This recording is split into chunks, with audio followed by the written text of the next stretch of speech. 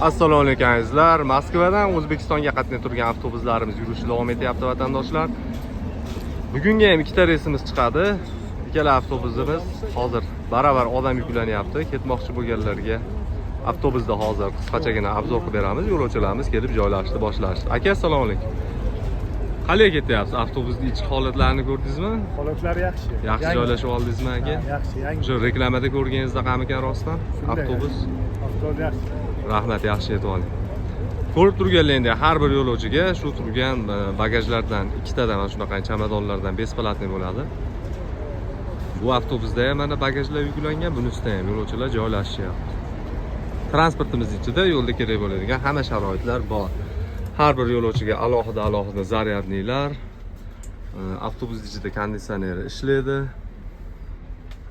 Sidinalarning oralari keng, qiynalmasdan bemalol uzoq yo'lga yetib olish mumkin. Oldi orqada alohida monitorlari bor. Aka, qalay joylashib oldingiz? Yaxshi o'tiribsizmi?